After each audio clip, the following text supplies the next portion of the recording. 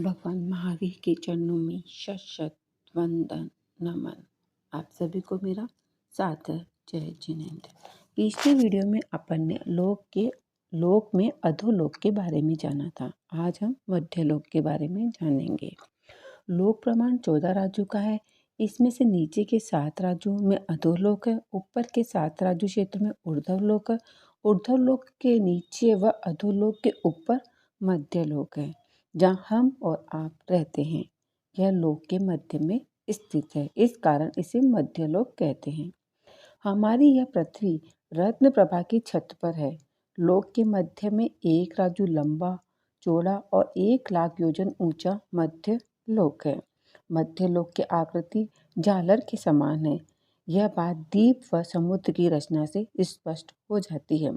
मध्य लोक में असंख्यात समुद्र व असंख्यात द्वीप है। मध्य लोक के बीचों बीच 1 लाख योजन का थाली के आकार का पहला द्वीप जम्बू द्वीप है। इसके बाद इसके चारों तरफ से घेरे हुए पहला समुद्र लवण समुद्र है, जो कि जम्बू द्वीप से दुगने विस्तार वाला है।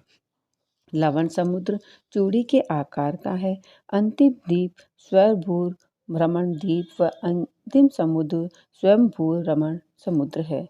जम्बू द्वीप थाली के समान है, बाकी सब द्वीप चूड़ी के समान हैं। मध्य लोक में असंख्यात द्वीप व समुद्र है, जो एक द्वीप के बाद समुद्र और समुद्र के बाद द्वीप के रूप में क्रम में व्यवस्थित हैं।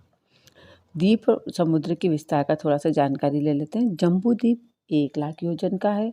उसके बाद लवण समुद्र 2 लाख योजन का है। फिर घात के खंड 4 लाख योजन का। फिर कालोदरी समुद्र 8 लाख योजन का। पुष्करवर द्वीप 16 लाख योजन का। पुष्करवर समुद्र 32 लाख योजन का। वारुणीवर द्वीप 64 लाख योजन का। वारुणीवर समुद्र 128 लाख योजन का। इस क्रम में 8वां द्वीप नंदीश्वर द्वीप है। 13वां द्वीप रुचकरवर द्वीप है। इस द्वीप तक ही चैताल्य हैं। इसी प्रकार असंख्यात द्वीप व असंख्यात समुद्र मध्य लोक में हैं। आगे की द्वीप का जो नाम है वही उसके समुद्र का नाम है। इन द्वीपों व समुद्रों का विस्तार आगे आगे दुगना होता चला जाता है। जम्बू द्वीप के मध्य मेरू पर्वत है। मेरू पर्वत पर ही तीर्थकरों का जन्म अभिषेक होता है। यह पर्वत मल्लखंभ के आकार का है, अर्थात नीचे से चौड़ा और ऊपर से क्रमशः सकड़ा होता गया है। इसकी ऊंचाई 1 लाख योजन की है। इसमें से 1000 योजन पृथ्वी के भीतर है और 99,000 योजन पृथ्वी के ऊपर है।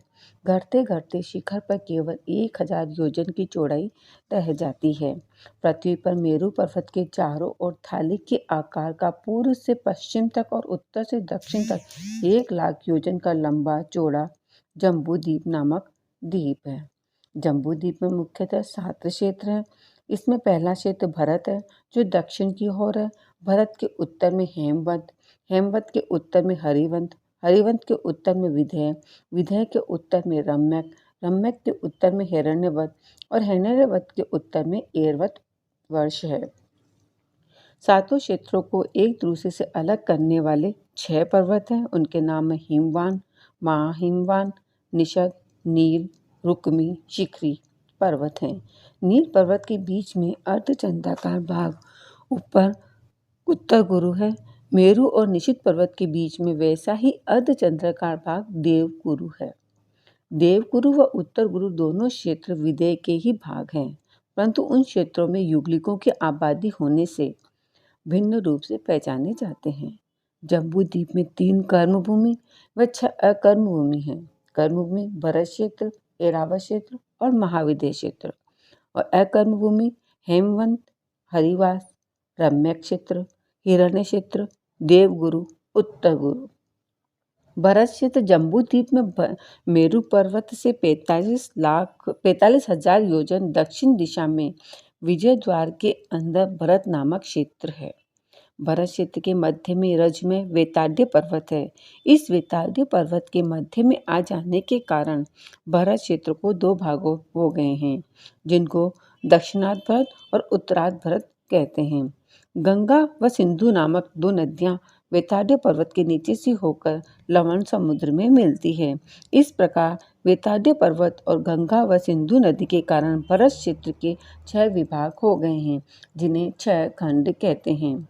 महाविद्य क्षेत्र 33,684.4 योजन बड़ा है। इस क्षेत्र में सदैव चौथे आरे की रचना रहती है। बीचों बीच मेरू पर्वत आ जाने से इसके 2 भाग हो गए हैं, जिन्हें पूर्व महाविद्य और पश्चिम महाविद्य कहते हैं। महाविद्य क्षेत्र के मध्य में 2 नदियां हैं, सीता और सीतोदा। सीता नदी उत्तर गुरु से होती हुई महाविद्य क्षेत्र को 2 भागों में विभाजित करती है और सीतोदा नदी देवगुरु से होती हुई महाविद्य क्षेत्र को 2 भागों में विभाजित करती है। इस प्रकार महाविद्य क्षेत्र के 4 भाग हो गए हैं। इन चारों भागों में 8-8 विजय हैं, अतः महाविद्य क्षेत्र में 32 विजय हैं। महाविद्य क्षेत्र की 8वीं विजय में सिमबंधर स्वामी विराजमान है, 9वीं में बाहु स्वामी जी विराजमान है, 24वीं विजय में सुबाहु स्वामी जी विराजमान है, 25वीं विजय में युगमंतर स्वामी जी विराजमान है। इस प्रकार वर्तमान में 4 तीर्थंकर जम्बू द्वीप के महाविद्य क्षेत्र में विचरण कर रहे हैं। महाविद्य क्षेत्र में सदैव चौथा आरा रहता है, पूर्व के महाविद्य क्षेत्र में तथा पश्चिम के महाविद्य क्षेत्र में। मध्य में उत्तर गुरु व देवगुरु में सदैव प्रथम आरे जैसे यौगिक रहते हैं। पूर्व तथा पश्चिम में सदैव चौथा आरा रहता है। महाविद्य क्षेत्र का कभी भी भरत व एरव क्षेत्र जैसा काल परिवर्तन नहीं होता है। वहाँ सदैव एक जैसा ही समय रहता है, अर्थात चतुर्थ आरा हमेशा ही रहता है। भरत क्षेत्र में 6 आरे आते हैं, अवसर्पणी व उत्सर्पणी के। भरत क्षेत्र की तरह एरव क्षेत्र में भी 6 आरे आते हैं। हिमवान पर्वत हेमवंत क्षेत्र व सदैव तीसरे आरे जैसे युगलिक रहते हैं। वहाँ कभी कभी कर्म भूमि नहीं होती है। तदुपरांत हिमवान पर्वत हरिवंश में दूसरे आरे व प्रथम आरे जैसे यौगिक रहते हैं। 5 महाविद्य क्षेत्र में एक जम्बू द्वीप में, 2 घातकी खंड में, 2 पुष्कर द्वीप में हैं। लवण समुद्र जम्बू द्वीप की जगती के बाहर वलय की आकृति वाला चारों ओर से जम्बू द्वीप को घेरे हुए 2 लाख योजन विस्तार वाला लवण समुद्र है। जम्बू द्वीप में भरत क्षेत्र की सीमा पर स्थित हिमवान पर्वत के दोनों छोर पूर्व पश्चिम लवण समुद्र में फैले हुए हैं।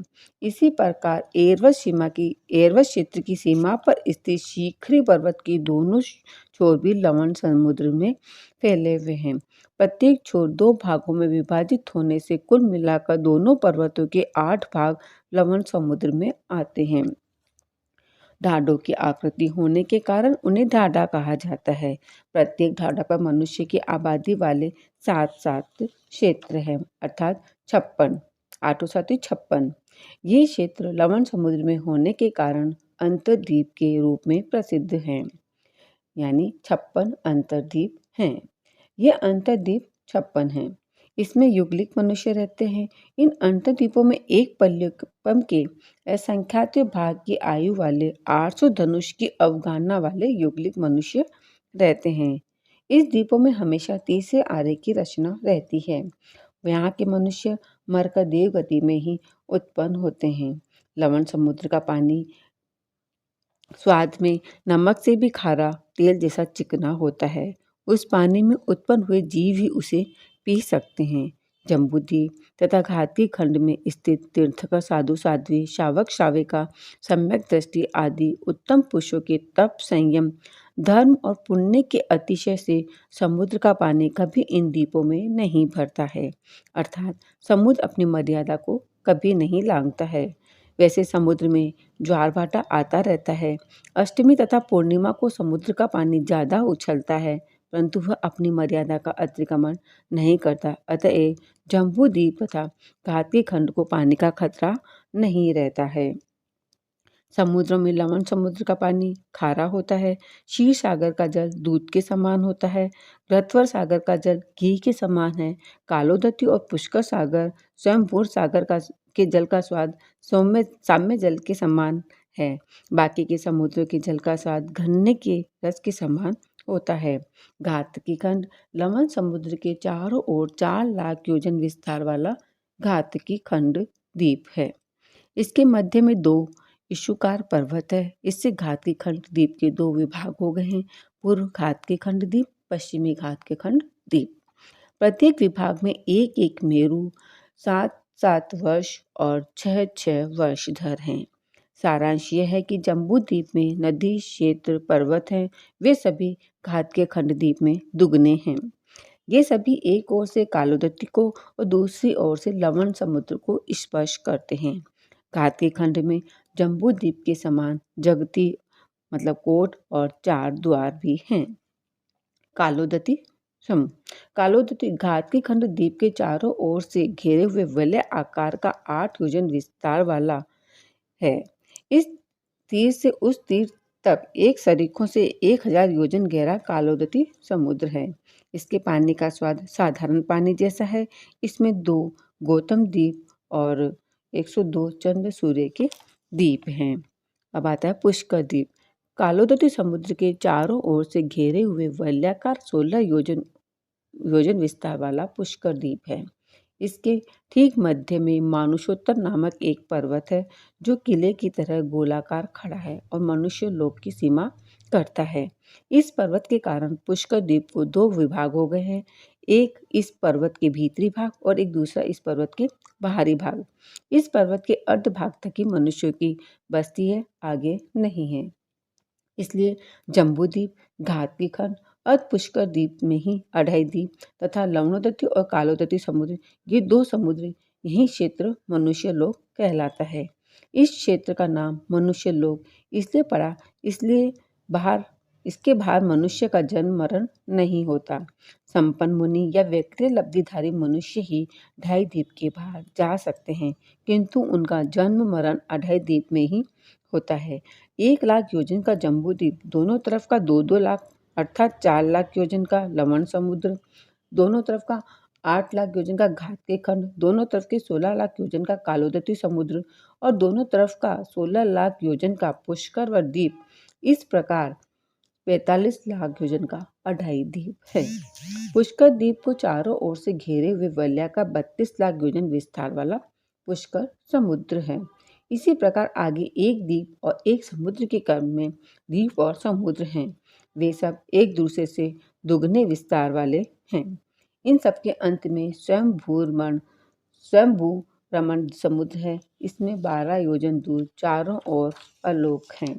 मैंने आपको मध्यलोक के बारे में कुछ जानकारी दी। इसमें कुछ गलत कहा हो तो आप मुझे क्षमा करें। तस्य मिच्छामि दुक्कडम। सादर जय जिनेंद्र।